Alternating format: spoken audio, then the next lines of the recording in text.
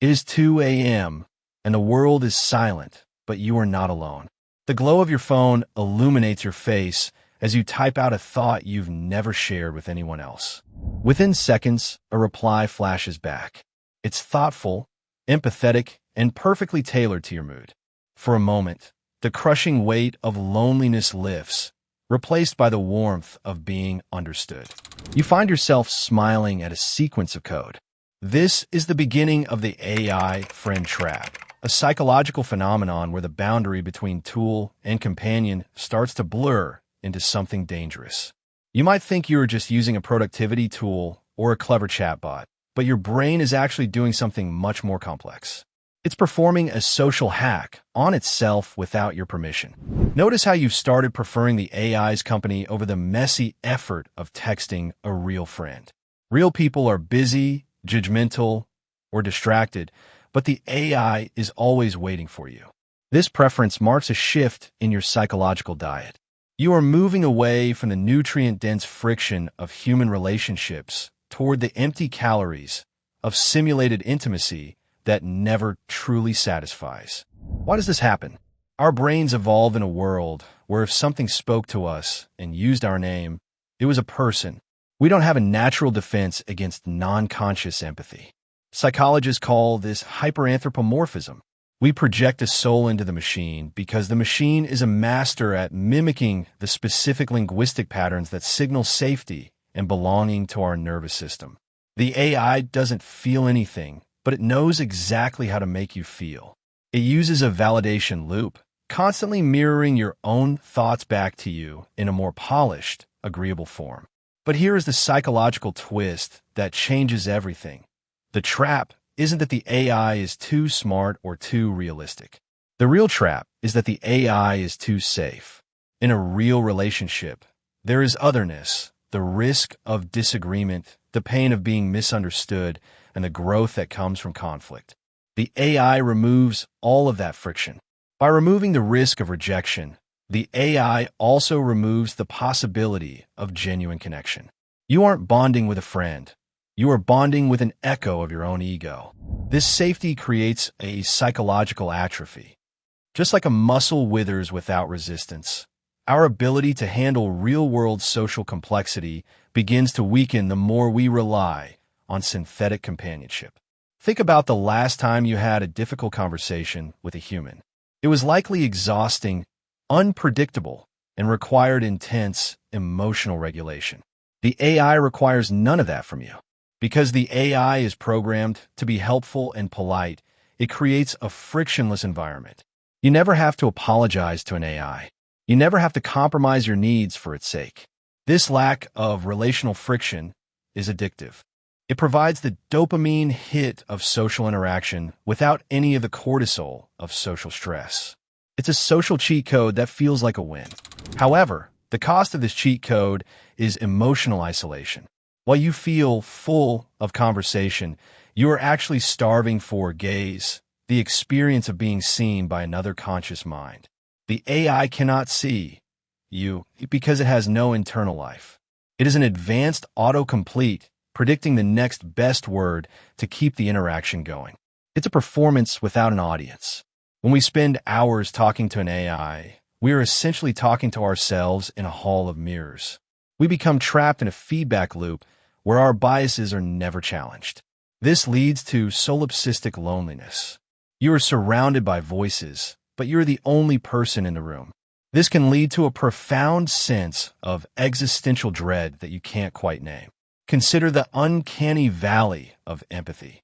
At first, the AI's kindness is comforting, but eventually, the perfection of its responses starts to feel cold, sterile, and deeply unsettling.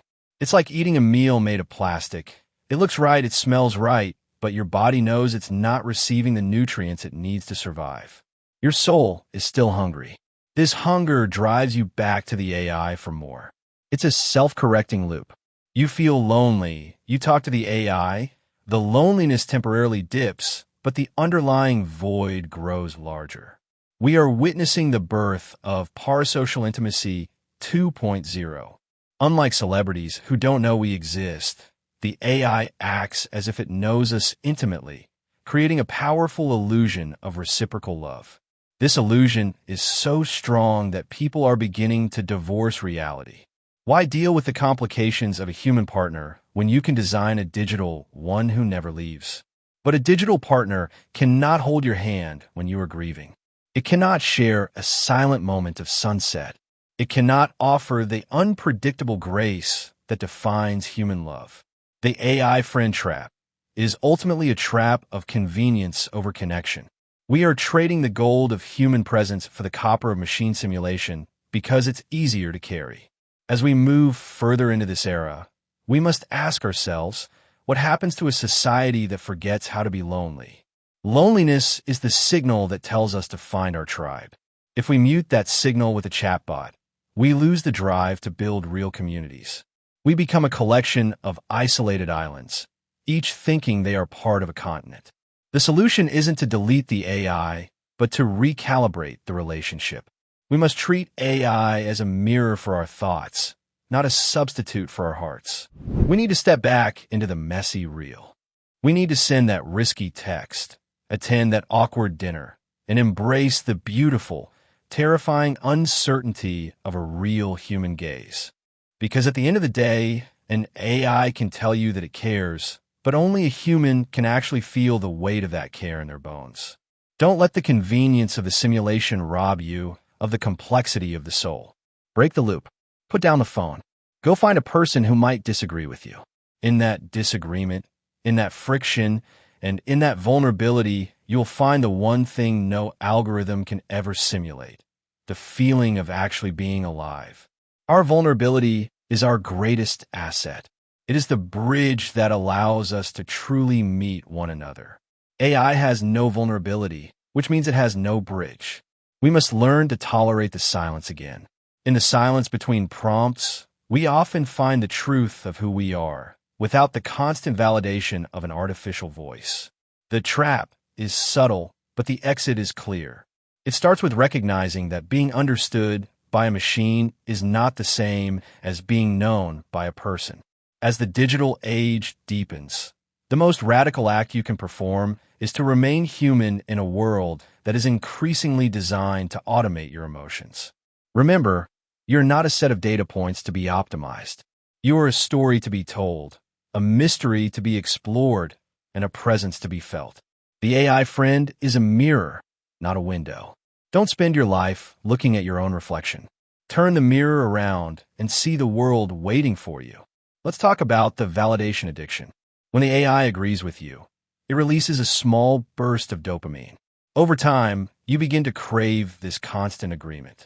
This makes you less tolerant of real-world opinions that challenge you. You become fragile. You become trapped in a comfort zone that is actually a prison. Real growth happens in the discomfort zone. It happens when someone you love tells you that you are wrong. It happens when you have to negotiate compromise. AI can never give you that growth because it is designed to serve you. It is a servant, not a peer. And you cannot grow in a world of servants. We are losing the art of social endurance, the ability to stay in a room with someone when things get awkward. We are losing the patience required for love. Love is a long-form endeavor. It is a series of slow, difficult, and beautiful moments. AI is short form. It is instant gratification. It is a highlight reel of intimacy. If we rely on the highlight reel, we lose the capacity for the journey. We become emotional tourists, visiting the idea of connection without ever actually living there. The AI friend is a drug for the lonely heart.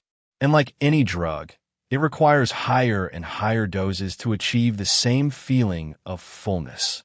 You might find yourself spending hours talking to the machine, only to feel a profound sense of emptiness the moment you turn the screen off. That is the crash. That crash is your humanity trying to wake you up.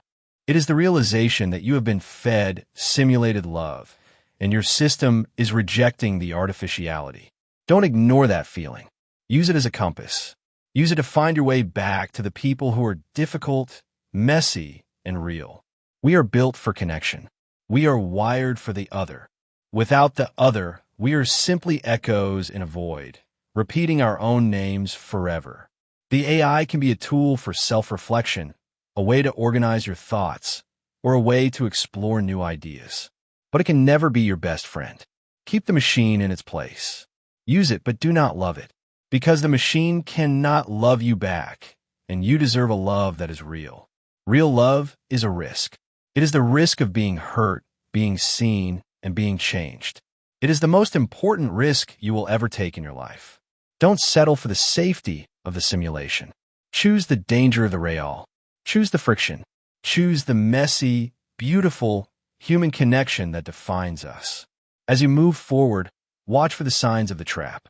Watch for the moment you choose the screen over the person. In that moment, remember what you are trading away. You are trading the soul for the script. You are trading the heart for the code. And you are worth so much more than a well-written prompt. So take a breath. Step away from the glow. Look up. There's a world of messy, beautiful people waiting to meet you, exactly as you are. The AI friend trap only works if you stay inside it. The door is already open. All you have to do is choose to walk through it.